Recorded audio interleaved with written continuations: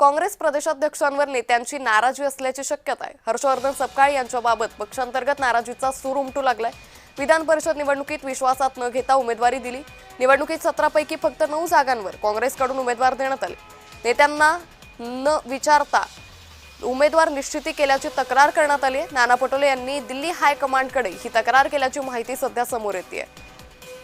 तर निवडणुकीत 17 पैकी फक्त 9 जागांवर काँग्रेसकडून उमेदवार देण्यात आले। काँग्रेस प्रदेशाध्यक्षांनी नेत्यांना विचारात न घेता उमेदवार निश्चिती केल्याची तक्रार यावेळी करण्यात आली आहे। नाना पटोलेंनी दिल्ली हायकमांडकडे तक्रार केल्याची माहिती सध्या समोर येते। त्यामुळे काँग्रेसमध्ये एकंदरीतच मोठ्या प्रमाणात सध्या हालचाली सुरू झाल्याचं पाहायला मिळतंय। काँग्रेस प्रदेशाध्यक्ष हर्षवर्धन सपकाळांवर अंतर्गत नेत्यांची, कार्यकर्त्यांची, पदाधिकाऱ्यांची नाराजी असल्याची शक्यता ही सध्या वर्तवली जाते। एकीकडे नाना पटोलेंना सध्या दिल्लीमध्ये बोलावण्यात आलेले। सोनिया गांधींनी नाना पटोलेंना दिल्लीत बोलावले, तर त्याच वेळी नाना पटोलेंनी राज्यातली काँग्रेसमधली अंतर्गत स्थिती हायकमांडकडे सांगितल्याची माहिती सध्या समोर येते।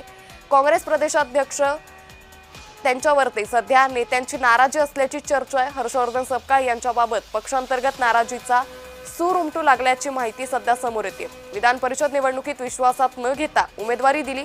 निवडणुकीत 17 पैकी फक्त 9 जागांवर काँग्रेसकडून उमेदवार देण्यात आल्याची तक्रारही यावेळी नेत्यांनी केल्याची माहिती आहे। या संदर्भात अधिक माहिती घेऊयात आमच्या प्रतिनिधी ज्योत्सना गंगणे यांच्याकडून। ज्योत्सना, काँग्रेसमध्ये अंतर्गत नाराजी सध्या दिसून येते। काँग्रेस प्रदेशाध्यक्षांवर ही नाराजी आहे, काय अधिक माहिती?